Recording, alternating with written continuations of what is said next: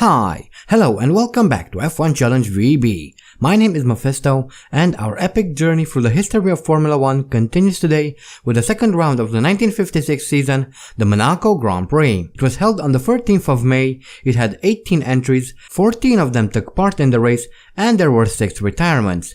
The race consisted of 100 laps completed in 3 hours and 32 seconds. Juan Manuel Fangio took pole from Moss, who started from 2nd, Castellotti was 3rd, Berra 4th and Harry Schell started his race from 5th. After a fantastic drive, Stirling Moss managed to win the Monaco Grand Prix. Peter Collins shared his car with Juan Manuel Fangio, who finished in 2nd, 6.1 seconds behind. Berra finished in 3rd, he was 1 lap down. Fangio shared his car with Castellotti, who finished in 4th, 6 laps behind Moss. And Da Silva Ramos managed to bring his car home in 5th, he was 7 laps behind the leader. Juan Manuel Fangio posted the fastest lap of the race, a 1 minute 44.4 second lap. And we're back in Monaco for only the 3rd time in our career, and the lap here starts with a very short rundown into turn 1, a super tight right hand hairpin. Then we come into Saint-Devote, turn 2, an open right hander. Careful you don't go too wide on the exit, those barriers will end your day. We then come into the Casino Square. Careful as you exit the right-hander as there is a bump there and will easily unsettle the car. We then come down into Mirabeau, a tight right-hander that takes us further down into the station hairpin. Keep it nice and tight and don't use too much throttle on the exit. Next is Portier, a tight right-hander that takes us through the tunnel, and on the other side of the tunnel we have the Port Chicane, a very tight and dangerous corner. Careful not to crash into the walls here. Finally we come into Tabac, a medium speed left-hander that brings us back onto the main straight, and that is a lap around the Monaco circuit.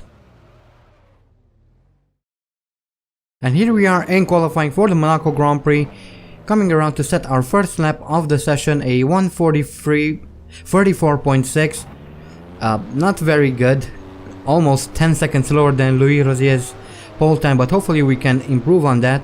We next set a 1:33.7, I almost lose the car there, locked up my rear end, kind of touched the wall there, and then we come around through the Port Chicane. I went a little bit too fast, I was a bit too ambitious, hit the side there which threw me into the bales on the left, broke my front left, and that is the end of our qualifying.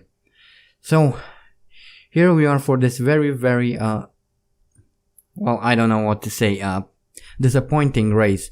This is the 10th time I tried to record this video. I'm not going to show you all the other 9 attempts because the result was the exact same every single time. I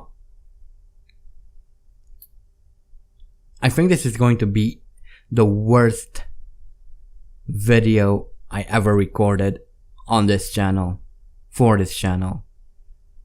I simply have no words to describe what happened in this video. Again, I tried to record it to have some sort of semblance of quality racing, but no matter how many times I tried, the result was the exact same, so I really have no idea what to say. But anyway, we just saw the grid. I don't see any reason to go through the grid because, well, you'll see for yourself in just a few seconds as we now start our race. I was a little bit late to respond. Not that it really matters. As we come into turn 1, I could have taken a couple of positions there, but it doesn't matter. Yes, I'm going to say that quite a few times in this video. As we now race towards Saint-Devote, turn 2, and here is where all hell breaks loose. So, a bunch of cars all over the track. Some of them retired, some of them not. We're going to get to the replays in a second. I'm just going to show you a little bit more of this first lap just so the video isn't too short. Yeah, that's the only reason why I'm showing you this part, all this footage, because I don't want the video to be too short. There we come through Casino Square. We saw a few more cars flipping upside down as we now come into Mirabeau. Yeah. I don't have words to describe what's happening right now. Here we are through Station Hairpin, or Lowest Hairpin as we know it today. Down through this right-hander into Portier here. Next comes the tunnel. And here we have a replay of the start. I have no idea why I'm showing you this, because it doesn't really matter. Nothing in this video really matters. But yeah, here we come through turn 1, the gasometer. Tight hairpin. Keep it nice and tight. Not that it matters. As I said, I'm going to continue saying that through the entire video because it doesn't really matter. And we now race towards Saint-Devote here. And we see André Pilet in the yellow Ferrari there, doing stupid things. And this is Peter Collins. We finally get to the replays. This is Peter Collins. He flips his car upside down. He's out of the Grand Prix. Next we have Sterling Moss coming through Casino Square. He goes wide, then hits the Armco, flips the car, his Maserati upside down, and he's out of the race. This is André Pilet in his yellow Ferrari. He flips his car upside down. He's out of the race, obviously. Next we have Jean Berra coming through Casino Square, also going wide, just like his fellow Maserati driver, Moss, and, well, he's out of the race. Next we have Ron Flockhart, who does something and is out of the race. Not that it really matters.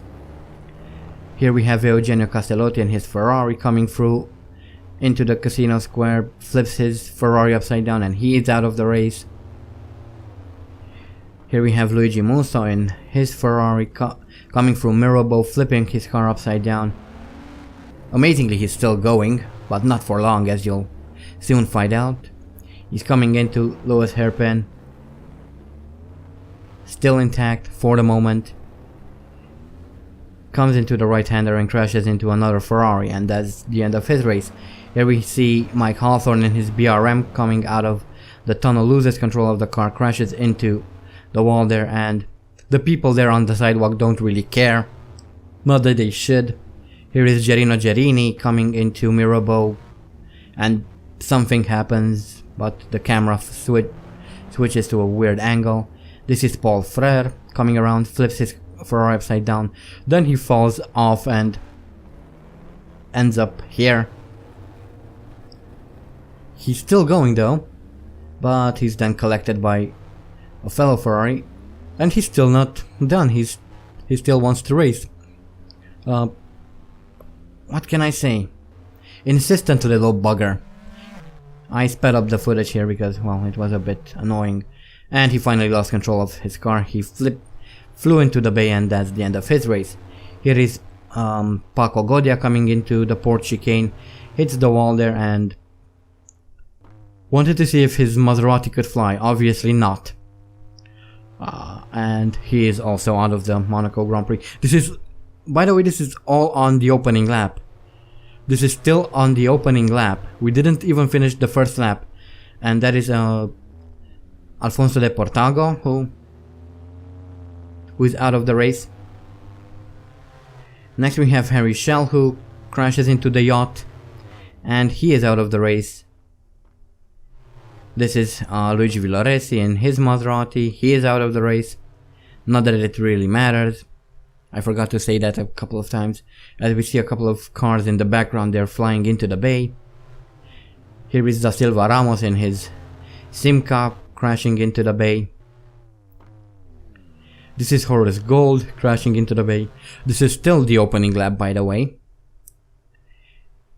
Next we have Juan Manuel Fangio in his Ferrari crashing into the bay.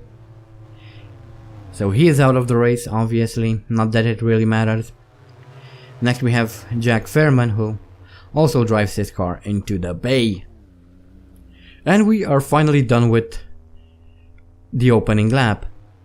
Here we have Cesare Perdisa, who's coming into Mirabeau, crashes on his second lap and he is out of the race. And finally on lap 3, Louis Rosier crashed through the port chicane into the bay, and that is the end of his race. As we now come through Tabac, we are on lap 4 at this point.